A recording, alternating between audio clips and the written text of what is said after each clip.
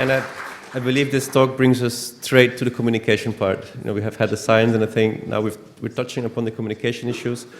And we have Dr. Judith Bryans here, which is president of IDF, International Dairy Federation. She's also many other things, but I'll give the floor to you.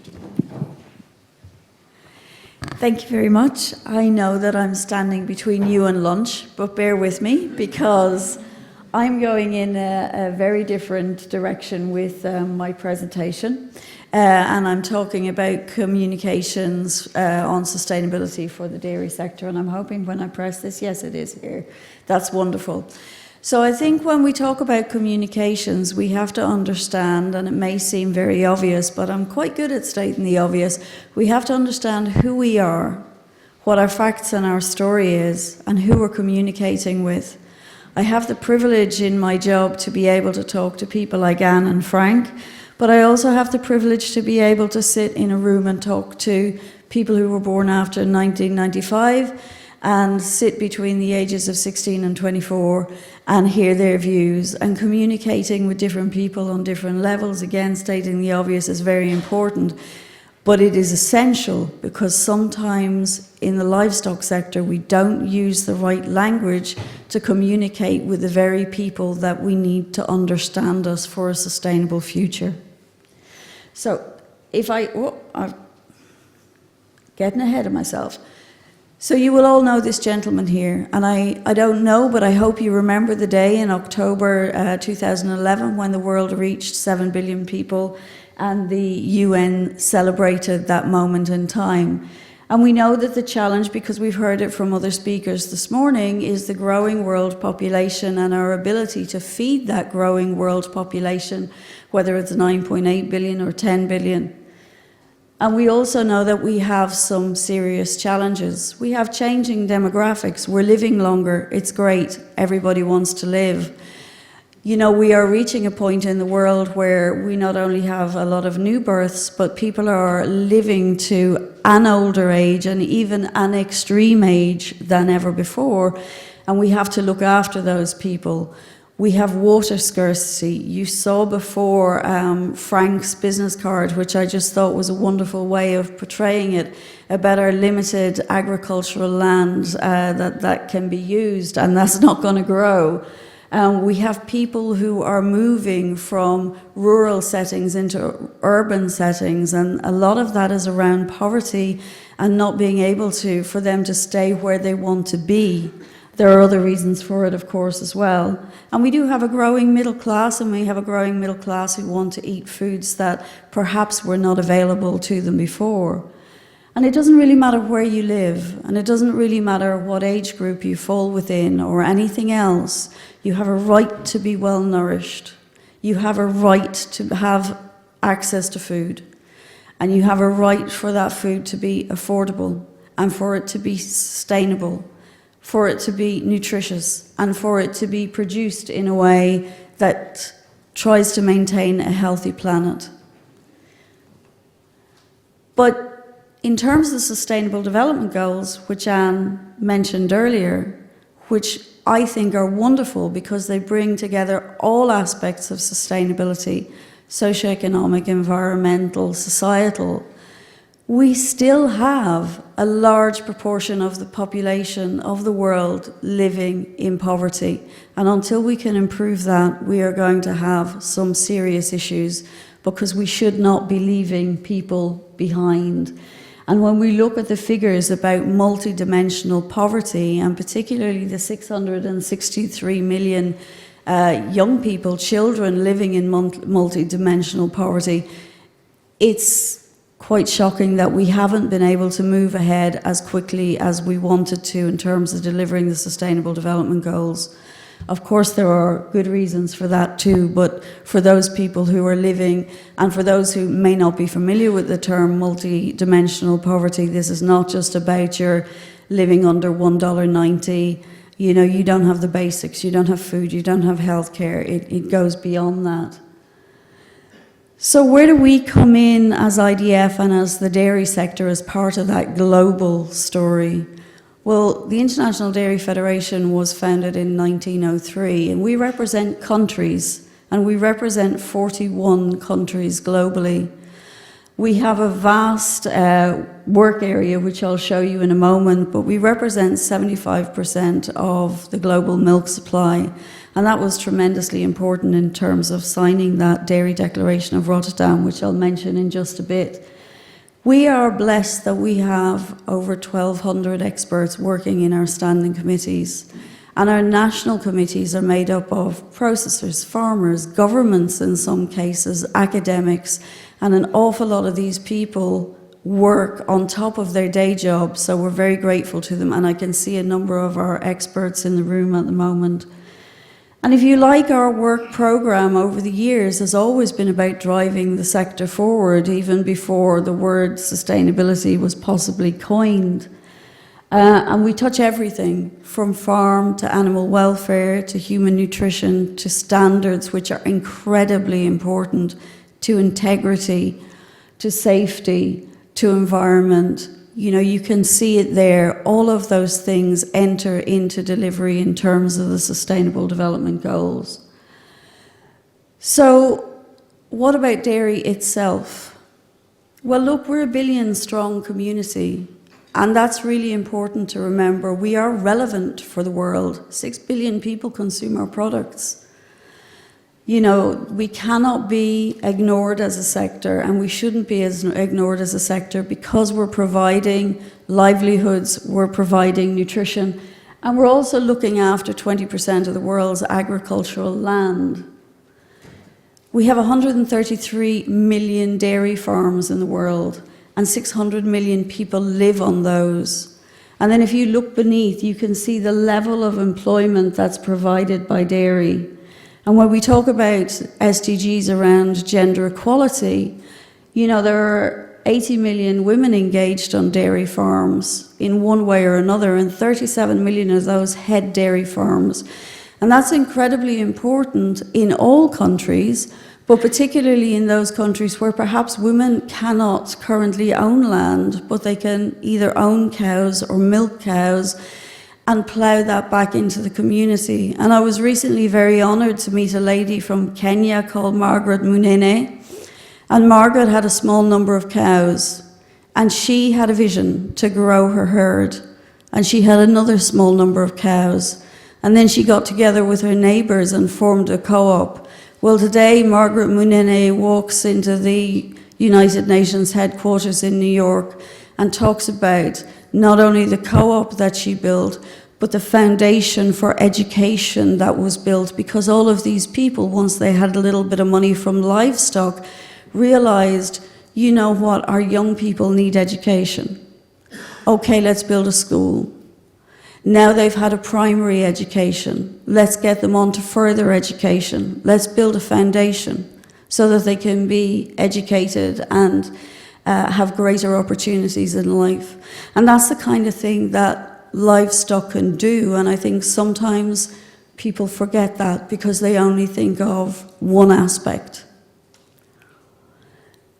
Milk is one of the most valued one of the most traded commodities in the world, and top by value. But I think the value in terms of nutrition is also tremendously important to stress, because if you have a cow, you can milk it every day. That means you can have a living for your family every day. And it means that when you go to put your head on the pillow at night time, you feel a little bit more secure. And it means you can also nourish your family and other people's families every day. So that's where we fit into the story of sustainability. And I think it's one of the reasons that when we came together with the FAO in Rotterdam in 2016, the FAO were happy to sign a declaration of intent called the Dairy Declaration of Rotterdam with the dairy sector and with IDF. And I believe, Anne, that you did that in recognition of our importance in helping to deliver the Sustainable Development Goals. But we as a sector made a commitment there as well. We know that all food production comes at an environmental cost. And we know that as a sector, it is our goal to continuously improve. We have done a lot over the years, but it's not our intention to stop. We know we need to do more. We need to do better. as we know more and as we can do better. And we strive for that within the IDF, certainly. I'm not actually going to talk, because this is a communications talk, I'm not necessarily going to talk about the ins and outs of the declaration, but I am going to say that even before we signed that declaration, IDF was pushing the sector forward in terms of environmental sustainability and other aspects of sustainability. And if you want to find out about some of the work that we've done, including publishing carbon and water footprinting methodologies, our sustainability outlook, which showcases some of the work done since the Derry Declaration was signed, or our work on AMR, or biodiversity, or nutrition, or many of the other areas which may not be up here, we have a great team, a small team in IDF head office, some of whom are here in the room today, and will happily take your questions. And actually, for my colleagues from the IDF standing committees that I can see here, they'll be happy to talk to you as well. In terms of reporting on progress, IDF is, of course, collecting data, but IDF is also part of the Dairy Sustainability Framework. Now, perhaps I should have put up a picture of a newer report, but the Dairy Sustainability Framework is a global initiative that the IDF is part of the governance of, and its goal is to connect and to align and to report on all aspects of sustainability.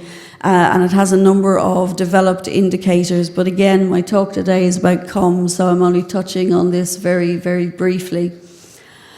And what I want to do while I talk about communications is actually say, well, we know what that global story is. We know that there is an issue around people not believing the evidence and people being misinformed. And there's a general trend against livestock agriculture that's not warranted, but it's there, and we have to deal with it, and we have to recognize it, and we have to think about how we talk about it. So while we can go and talk to Anne with a lot of facts, and we can be very technical with Anne, that's not what we can do with our consumers. And I think for a long time as a sector, we have thought, well, actually, we contribute to the world in all of these ways. Why doesn't the consumer understand us?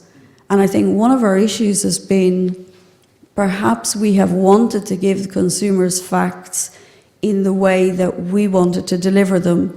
And now we have to do a mind shift and think about how to engage with the consumer in the way that they want to talk to us. And for consumers these days, a lot of it is about a two-way communication, and if you're not engaged in that two-way communication, believe me, when people are Googling for dairy or whatever they're doing, looking for answers on the livestock sector, very often it's not the livestock sector providing the answers, and we need to address that. So I want to take it now back from the global arena into talking a little bit about a national level, and the national level that I know is the UK.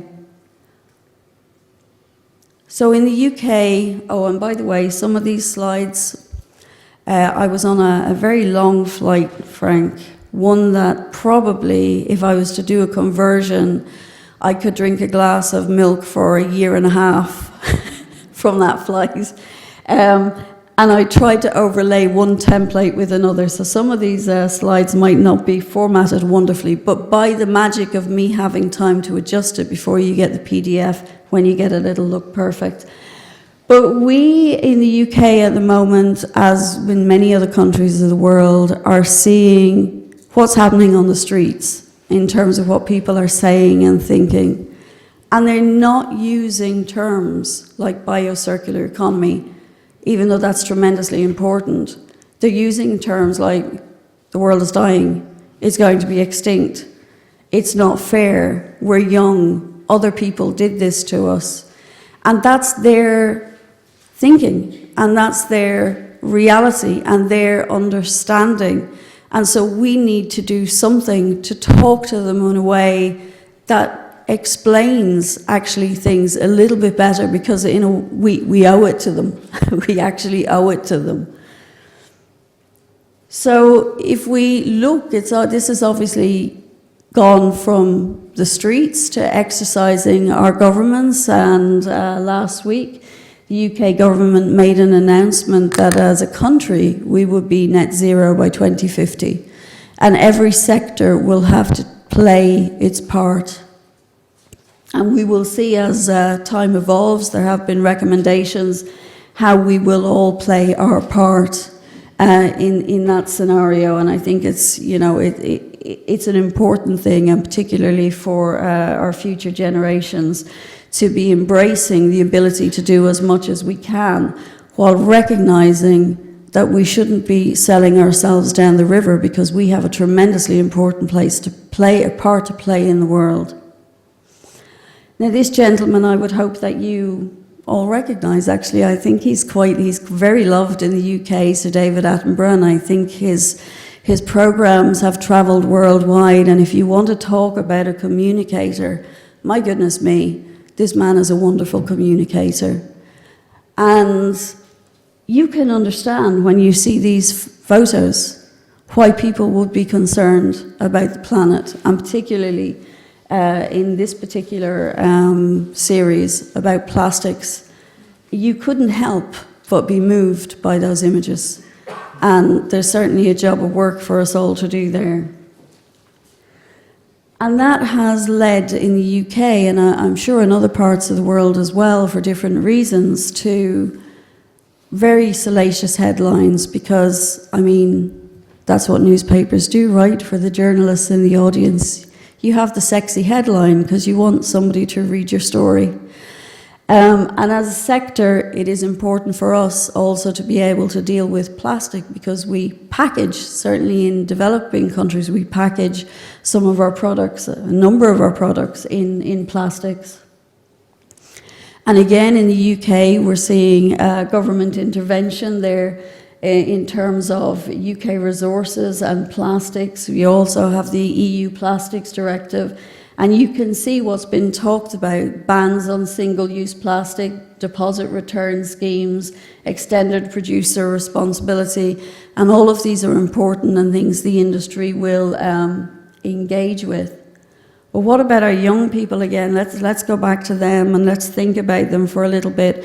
So we did a survey with I think it was 1,076 young people between the ages of 16 and 24. And we were surprised by the results, actually, because if you were to read the national newspapers in the UK, you would think that young people don't like dairy. That's just not true. 89% of young people in the UK of that age group say that they consume dairy products. And they say that 75% of them also have their family consuming dairy products. So they certainly haven't fallen out of love with dairy, but they would like us to give them the permission to consume the right story about dairy that doesn't evoke any kind of guilt, because they love the taste and they recognize the nutrition. But for those people who were maybe not strong dairy consumers, we asked them about their particular issues. What was on their list? And as you can see, environmental issues were up there. Now, I would say for the whole set, the ones who were dairy consumers, environmental reasons were also there. But there's this interesting thing about dairy-free alternatives, because a number of them were attracted to them because they saw the packaging as sexy. They saw them as innovative. But actually, when they tasted them, about 45% of them didn't like them and then moved on to try a different alternative. So in a way, we could say that for these young people, dairy's their friend. It's the one that they've grown up with. It's the one that they'll turn to in their life when they are expecting a family and when they're feeding their children. But the alternatives sometimes are the trendy friend, you know. It's the one that you go clubbing with, but you might change to another friend the next time. And certainly they have talked about, and in general our consumers have talked about reducing plastic and what they're thinking in terms of plastic. And I think that's something that we need to be very much aware of in the sector. So now I'm going to do something that Frank will hate. I'm sorry, Frank. You talked earlier on about it not being helpful to compare sectors and to compare transport and livestock. And I'm going to do it here. And the reason I'm going to do it here is because every day in our office, we see these headlines from news outlets and from retail outlets, and we see calculators where people can put in their dairy consumption and it's measured against something else, and it always comes out with an issue for dairy which is not there and which is totally misleading to these young people. So I'm going to try to boil down really great facts and science into a 30-second animation that might make you cringe, but that I'm hoping that the 16 to 24-year-olds will get. Always assuming the technology works.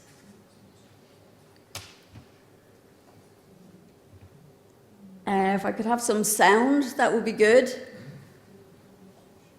Could we have some sound? No sound.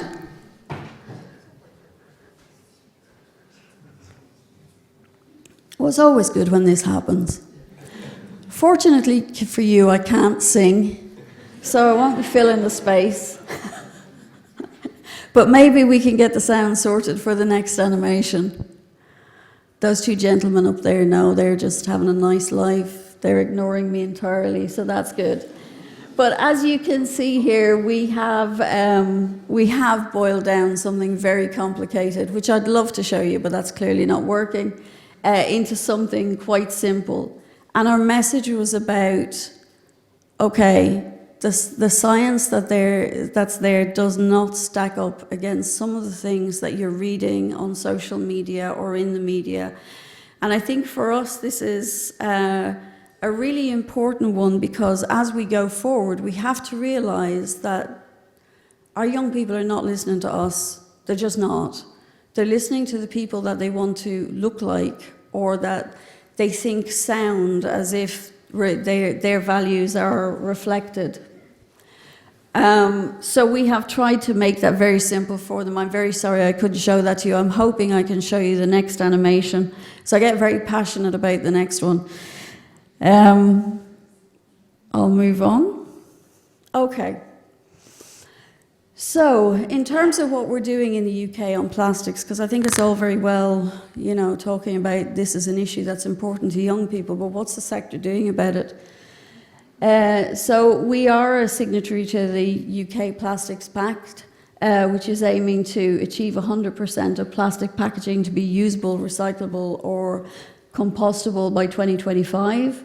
70% of plastic packaging to be effectively recycled or composted, and 30% recycled content across all packaging. Now, we are, I guess, as a sector, certainly when it comes to HDPE milk bottles, we're in a relatively good place because they can be recycled and they can be reused, and the recycling rates are high. But it's our single-use plastic that we want to and will address going forward, and we are certainly committed to that. Also, in terms of the dairy roadmap, which actually came into being in 2008. Yes, 2008. The dairy roadmap was a commitment, actually. It started in the offices in DEFRA as a cross-sector initiative between DEFRA, between Dairy UK, the NFU, and AHDB, all of whom are in the room. And 11 years on, I think it is the only remaining roadmap for any sector in the UK, and probably one of the most successful cross-industry initiatives that we have seen in the UK. And really it was about getting to grips, even back then, with our environmental footprint, and recognising that as a responsible industry, we wanted to strive for best practice, but also that we needed to maximise the social and economic benefits from the sector in order to make these improvements, because the sector has to be sustainable. And we looked at all sorts of things in our roadmap: climate change, water, recycling, air quality, biodiversity, soil. And we made a very conscious decision at the time. we were making the commitments publicly, and we were reporting on the targets that we set, and that we were going to report those targets at regular intervals, and that we have always done that. And sometimes it's not been easy for the sector because we didn't set simple targets, but we made those commitments and we have always reported against them. And last year we managed to report on our achievements over the whole 10 years, and we are currently looking forward. Even though we've set targets for 2020, we are currently looking at how we take this forward. You can see some of the improvements that have been made here, both by farmers and processors, but how do we keep this initiative alive? How do we move it forward to deal with the new reality and the new initiatives that are being brought forward to us by government and things that we now know that we need to change? And with our partners at AHDB and the NFU, we are really looking into that one and look forward to, again, publishing our results in the future. So now I'm going to go on to my second animation, and this one has to play, Maria. It's just got to play. Are you the gentleman that's going to make it play? Oh, me too. Me too. And while you're doing that, I am just going to say to you that I have a PhD in nutrition that I was delighted when I first started studying for my PhD at King's College University. I was all sparkly-eyed and young. Now I'm way older and not so sparkly-eyed from all that traveling. But one thing that has always struck me is at some point in time, the world went from realizing that we all needed to consume a variety of foods from all food groups in order to maximize our nutrient intakes and have good health, to talking about killing ourselves with a fork, and to trying to boil foods down into good and to bad nutrients. And somewhere along the way, that involved people getting overly focused on single nutrients and making claims that are just not correct. So some of the claims that our young people repeat to us all the time when we talk about dairy, which always fascinate me, is they say to us, I know, we know you guys tell us that milk has calcium, but we don't believe it. We think you can get more calcium from spinach. Because if you look at the content, because they've seen websites with the content, spinach it's got a good calcium content. And it's boiling that down, that very difficult, complicated message, if you're not a scientist, about bioavailability and the ability of your body to use calcium and the amounts of food that you would have to get the same amount of calcium from a glass of milk as other foods, is boiling that down into 15, 30-second sound bite that everybody wants on social media. That's not such an easy thing to do. But if this gentleman has done his job, I'm going to show you how we tried.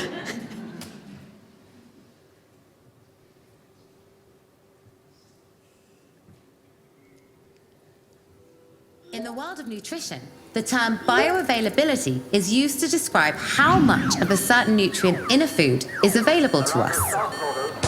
Not all of the nutrients in a food are available for the body to use. One of the reasons is that our ability to absorb some nutrients can be inhibited by other compounds. Leafy green vegetables and nuts are often said to contain plenty of calcium. However, plant acids in these foods, such as oxalates or phytates, affect our ability to absorb nutrients. For this reason, you'd need to eat a whopping 1 kilogram of spinach, or 11 portions, to get the same amount of absorbable calcium as you get from just 1 glass of milk. That's a lot of spinach. So, when it comes to judging the nutritional content of foods, it isn't always what it says on the tin. Now listen, I often make this point, and I find people coming up to me in the break saying, "Are you against spinach?" So for anybody who's thinking of approaching me in the break, I'm not against spinach. I think spinach is a wonderful thing. I think we should all be consuming vegetables, you know, for the antioxidants, for the fiber. I think they're wonderful, they're tasty foods. However, there are many misconceptions out there about dairy. Now, I'm a parent, my son has grown up, but I would imagine some of you have young children. And all I can tell you is when my son was 3 years old and he was running around and he was playing and he didn't want to stop to have food, getting a glass of milk into him was a relatively easy thing to do. I could not have got a kilo of spinach into him. And if I had got a kilo of spinach into him, you know, there would have been a lot more recycled toilet roll in the house. So I'm all for some common sense in public health nutrition. All food groups are important. We don't have anything against plant foods. Everything's important as part of the diet. But our story is often overridden and we are misrepresented by people who are not under scrutiny about the facts that they should be telling, that really come out with very emotive arguments with no facts behind it, or are actively looking to denigrate dairy. So in some way, shape or form, and I'm not saying this is the perfect way to do it, it's probably not, but when we in the UK can communicate our messages more simply and in that, 15, 30-second bite fashion that our young people will understand, we may put ourselves into a better space. But I think it's on all of us in this room, and I would echo what Frank said earlier, we all have a responsibility to be communicating the right story about ruminants, to be communicating the facts, but we have to realize that we need to find a good way to do it. Oh, okay. So again, these were the key challenges that we were facing in the UK. We are facing them, we're all facing them globally, and we need to work together to deal with them. No man's an island, I think is the phrase. No woman's an island either, and no organization is an island. So at the IDF, if I take it back to the global level, we are delighted to be working with these standards to push the sector forward. And in fact, today there is a LEAP stand and there is an IDF stand. And I know that Maria would be delighted if you dropped by the LEAP stand and took some of the publications away. And again, we absolutely need to be working together with all of our industry organizations and associations to make sure that the dairy sector is progressing in all aspects of sustainability and that we find a good way to communicate this both to policymakers to make sure that all policies are evidence-based and to our future consumers to make sure that they really understand dairy and they're not taken away by alternative facts. And the last slide I will leave with Mr. Ban Ki-moon, who I had the honor and privilege of meeting last year when he came and spoke at our IDF World Dairy Summit in South Korea. And he is a gentleman who has truly lived the Sustainable Development Goals and seen the benefit of what nutrition can do for people around the world. So I will leave the last slide to him, and thank you very much. I didn't keep you too long from your lunch. Thank you. Thanks a lot. Questions?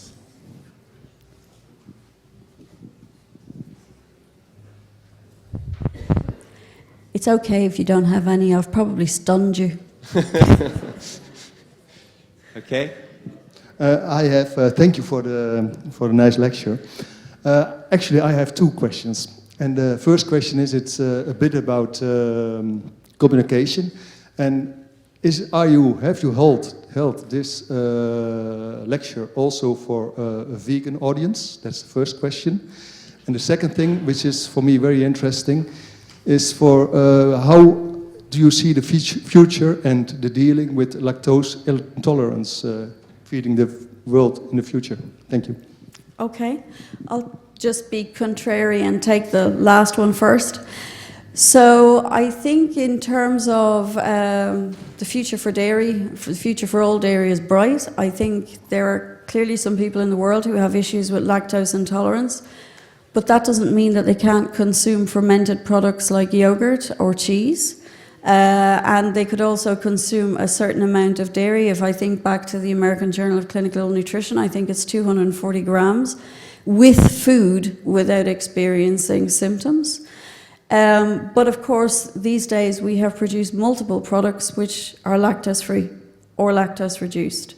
And many of our populations are not as heavily fresh milk focused as others. Some of our populations around the world will, again, have fermented products or products where lactose is not a non-issue, like cheese.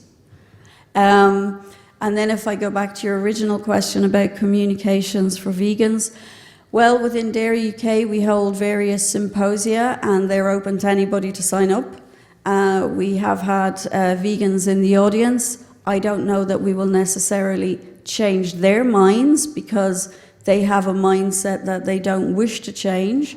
So for us, it's about giving the people who might have some fear or apprehension or just want a bit of reassurance around permission to consume, that it's okay to do so and that these are the facts behind it. And I think, you know, when you talk to a health professional audience or an audience of that ilk, it's easier for them to assimilate. We had a seminar on Wednesday afternoon where we had a number of young people on stage talking about their views, and it was really interesting because they have very strong opinions and they're absolutely convinced, but they can't quite remember where the fact came from. But that's their reality, and we have to recognize that's their reality, and it's up to us to change it. One of the challenges will be for us is that if you ask them the question, if we tell you this, will you believe us? They kind of say, eh.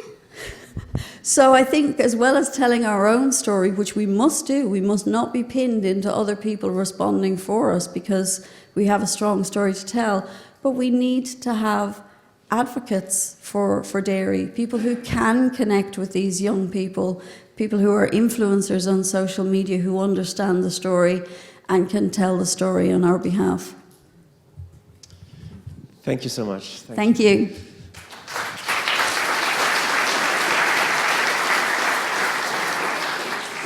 So that closes the morning session. We're a bit behind on schedule. We'll try to catch up a bit, and let's say to be back at a bit past 2, right? Around 2 o'clock, start leaving the room. That we can. It's going to be a short lunch, but I think it's worth it. Thank you very much.